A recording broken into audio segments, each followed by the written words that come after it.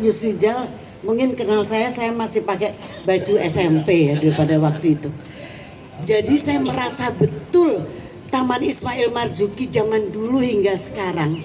Dulu kami merasa homely sekali. Dulu kami merasa sangat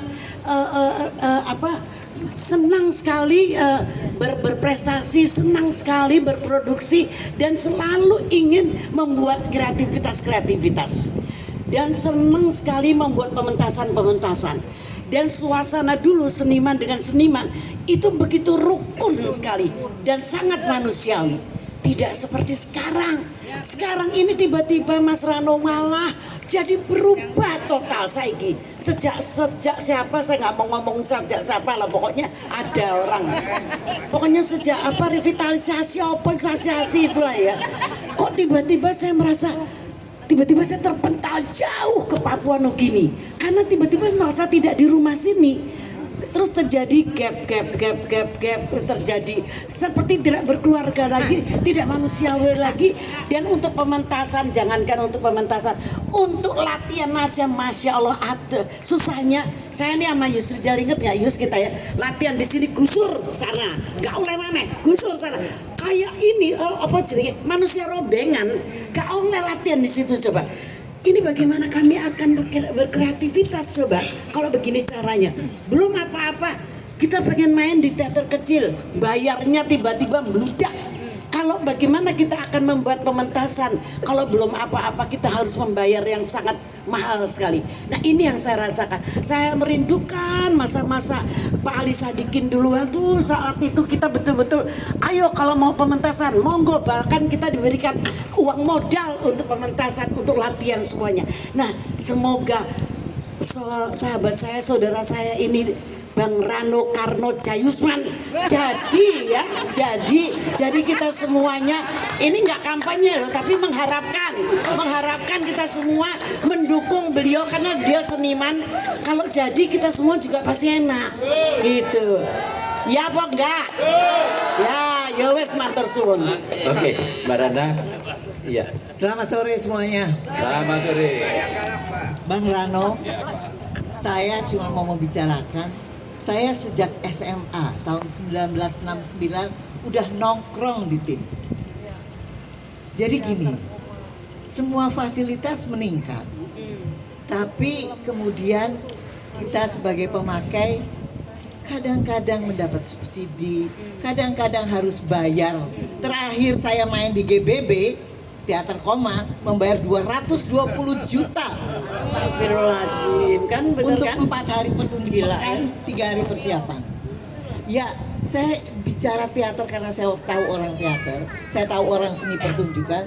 Jadi yang harus diperhatikan adalah bagaimana kalau kita mensubsidi seniman-seniman ataupun grup-grup, tapi grup atau kelompok itu juga harus memperlihatkan bahwa mereka membuat sesuatu. Jangan asal minta subsidi terus nggak bikin apa-apa. Sama kemudian bagaimana caranya, kan kurangnya masyarakat Indonesia adalah mengapresiasi karya seni. Nah, saya waktu udah punya kelompok, memang yang saya lakukan adalah audience development, yang belum tentu semua orang bisa melakukan.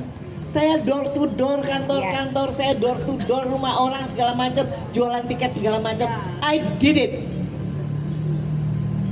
Tapi nggak mungkin itu dilakukan oleh semua orang.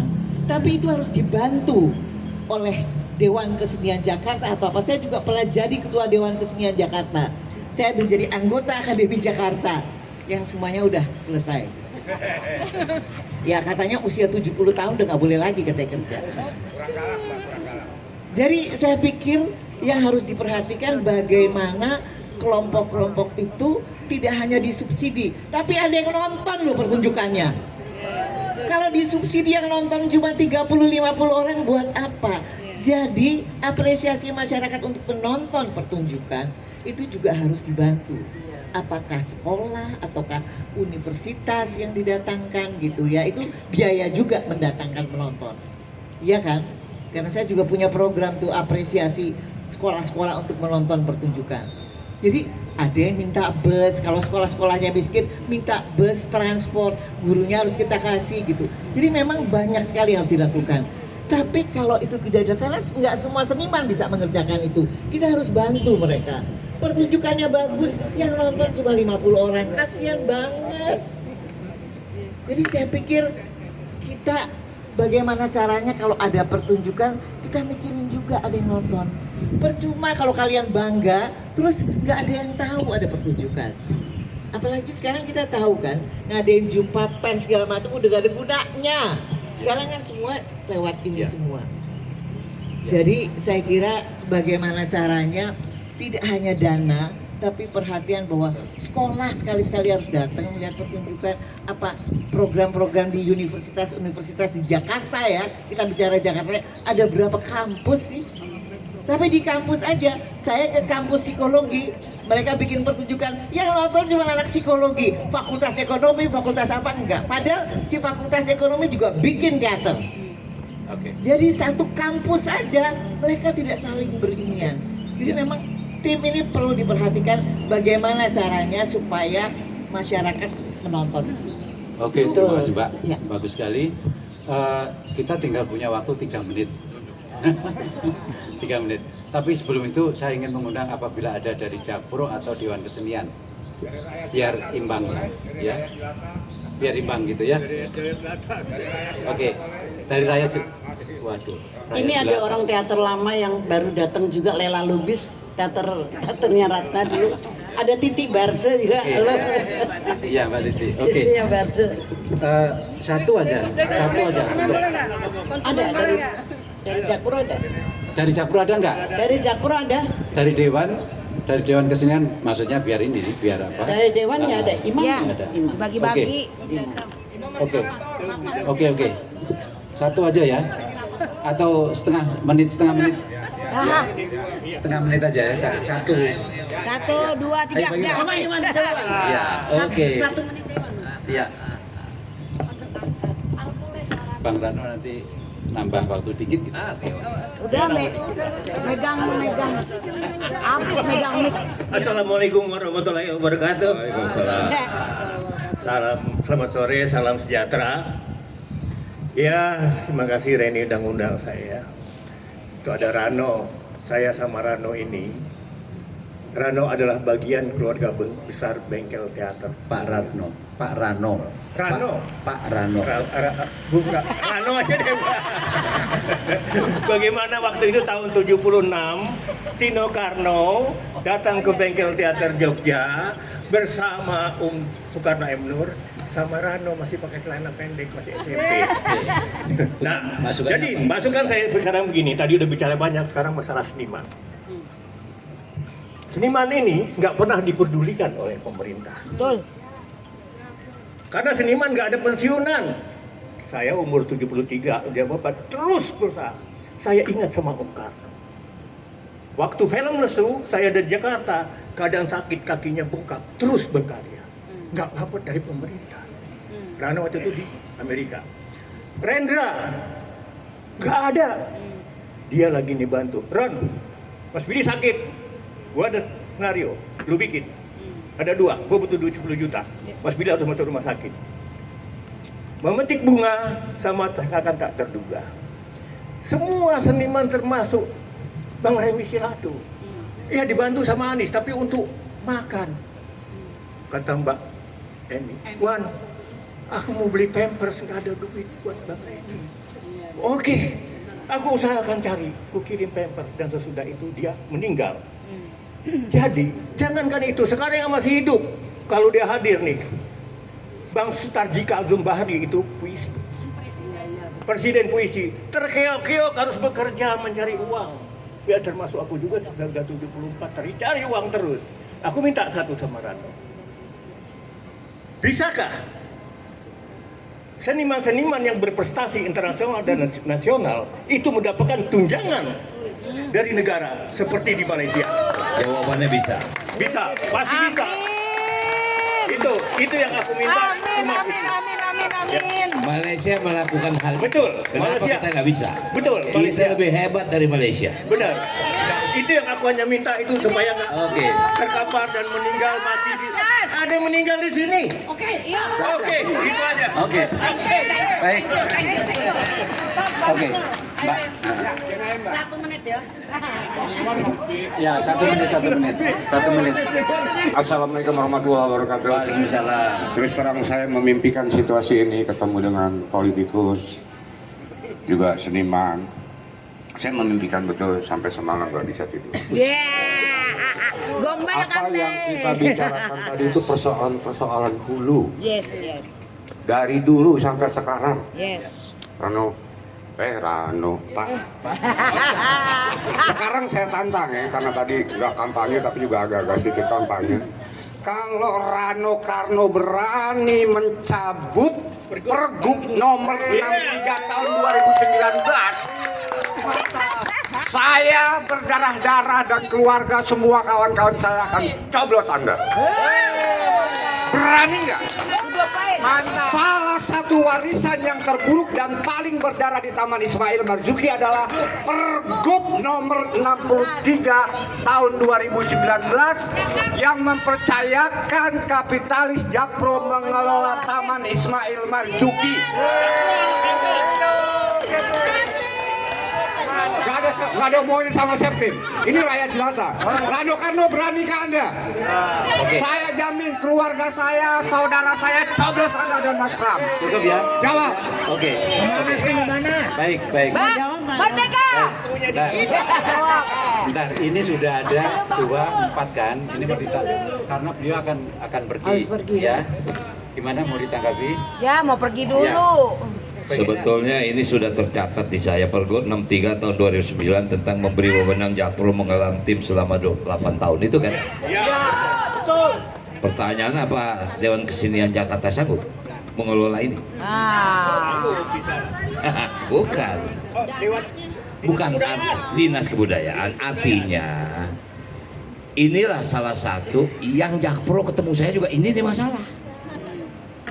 Investasi 1,7 triliun di sini, 28 tahun harus kembali. Makanya direktur Jakpro itu berganti-ganti di sini. Tahu saya dari jauh. Tapi artinya mari kita cari solusi, Mas. Ya, betul solusi. Biarkan seniman berkarya, nggak usah mikir tentang manajemen. Manajemen ada disiplin ilmu sendiri. Tidak lagi seniman berkarya 4 hari sewa 250 juta. Berapa mesti jual tiket? Udah jual tiket murah pun yang nonton cuma 30 orang. Mari kita bicara panjang. Jakarta secara Undang-Undang nomor 2 tahun 2024, Jakarta adalah kota ekonomi nasional dan kota global. Globalnya di mana? Ya. Ketika kami berkunjung ke kediaman Anda di DPR, kita disambut dengan hangat, dengan mesra. Kami sudah mengeluarkan ini. Tapi nggak digubris. Sepotong regulasi dari DPR pun tidak ada. Dan di dalamnya ada Rano Karno. Oke, saya berani bertarung dengan Jadi Anda. sekarang saya ngobrol sama politikus atau sama seniman nih? Saya berani bertarung kepada Anda salah datang. Anda datang ke DPR RI, harusnya Anda datang ke DPRD DKI. Artinya keputusan ada di situ, bukan di Komisi 10. Masih untung kami mengundang Gubernur Anies dan beliau mau datang. Oke. Harusnya dia tidak usah datang karena memang ini punya Pemda. Aset ini punya Pemda. Tapi saya ingatkan sejarah dulu Bang Ali menyerahkan pengelolaannya kepada seniman. Beliau tanya, Bang, ini 1,7 triliun siapa tanggung jawab? Ayo. Ini kita perlu diskusi sendiri. Kasih materi. Walaupun sebetulnya saya udah punya catatan ini. Cuman pasti kalau kita bicara di sini nggak ketemu. Cuman intinya saya mau tim ini berkembang, maju dan teman-teman seniman bisa berkesenian di sini. Itu saja titik. Terima kasih jawabannya Mbak Reni dan Mbak Ratna. Kalau ada tanggapan sedikit, enggak, Mbak Ratna? Oke, maka itu tadi salah satu. Saya berkeinginan secara basic dan saya sudah bicara di mana-mana. Saya akan membuat setiap kecamatan itu adalah balai rakyat. Wih, mantap. Tempat berlatih anak-anak, olahraga, kesenian, PKK, tempat berkumpulnya anak-anak. Dulu di sebelah rumah saya ada balai rakyat. Bahkan Sanggar itu kan lahir dari balai rakyat. Dia ke tim itu di Sanggar yang memang pantas untuk tampil di sini. Berarti kan harus ada kurator di sini. Apa semua Sanggar main ke sini diterima? Kalau dia nggak layak, maaf Pak, saya pernah mengirim grup marching band ke negeri Belanda. Main di Kerkrade negeri Belanda.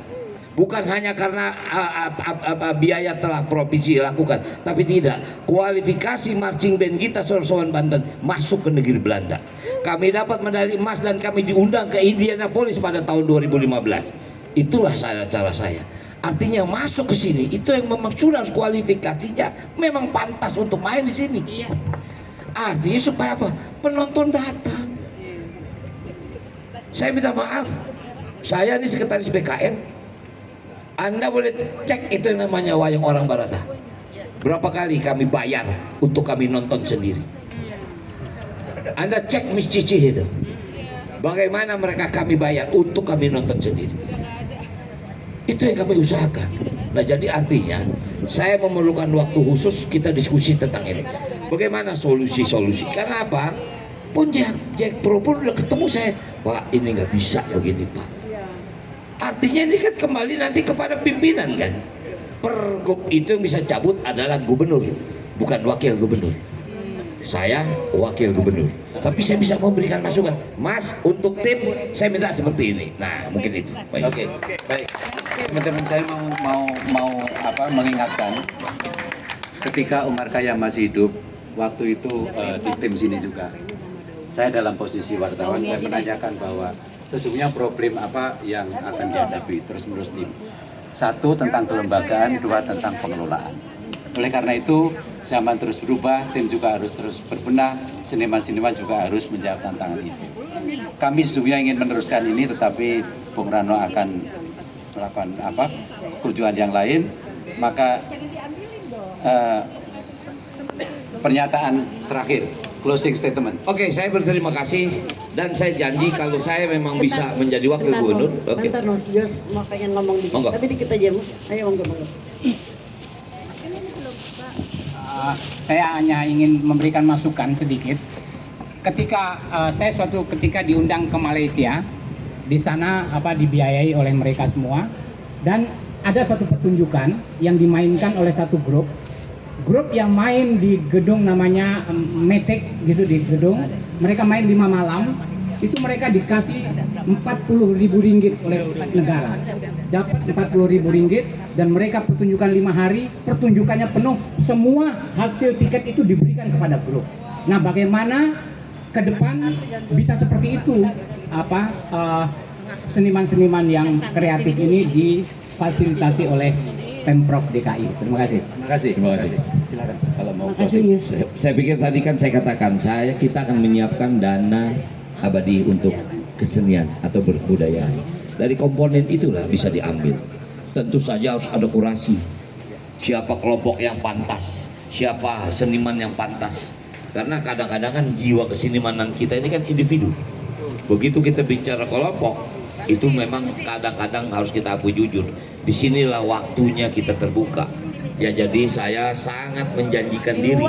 Kalau saya mendapat kesempatan menjadi wakil di kampung saya sendiri, pasti saya akan pikirkan yang disebut Taman Ismail Marzuki ini. Mungkin itu saja dari saya. Amin. Terima kasih. Rano, itu Titik Barce minta waktu dikit aja bicara. Kene. Mumpung, ayo. Sehat, Pak. Cium tangan ini sama saja sama adik saya, anak saya. Terima kasih, 1 menit aja. Saya di sini mewakili pencipta lagu. Ya. Nasibnya pencipta lagu itu sampai sekarang itu dibawa minum. Jadi sekarang saya cuma minta, saya udah minta ke DPR juga, saya sudah ke KSP, saya sudah kemana-mana. Untuk jadi gini, saya minta itu sedikit aja dari pajak hiburan sedikit. Sekarang gini, kalau umpama di perkawinan ya, pemain bandnya dibayar, penyanyinya dibayar, Emang ada yang mikirin pencipta lagunya? Nggak ada. Siapa di sini yang nggak kenal lagu Bento? Yang nggak kenal? Yang nggak kenal?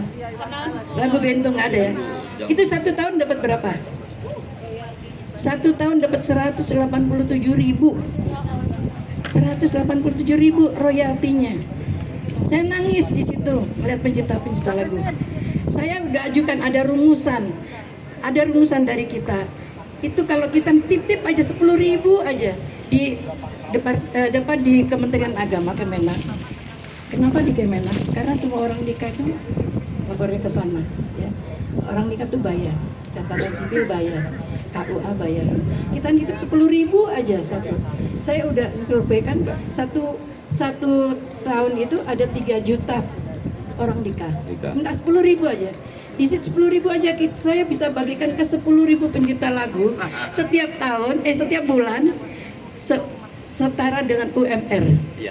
Itu. Oke, ketangkap. Saya minta pertolongan itu gimana caranya. Oke. Saya udah maju kemana-mana, udah ke DPR, udah kemana-mana. Oke, siap. Saya minta jalannya kemana ini. Saya ada yayasannya. Ya. Makasih Rano. Oke Pak, makasih Pak. Makasih. Makasih. Oke. Oke, saya mengucapkan terima kasih walaupun tentu nggak akan sempurna jawaban ini, tapi insya Allah saya menjanjikan diri kalau saya memang dipercaya tentu tempat ini akan saya perhatikan. Itu janji saya. Amin. Kalau tidak, ayah saya pasti akan marah karena ayah saya lahir di sini dan besar di sini. Terima kasih. Assalamualaikum warahmatullahi wabarakatuh. Terima kasih Mas Rano. Terima kasih untuk semuanya. Mudah-mudahan di siapa? Foto bersama. Iya. Foto.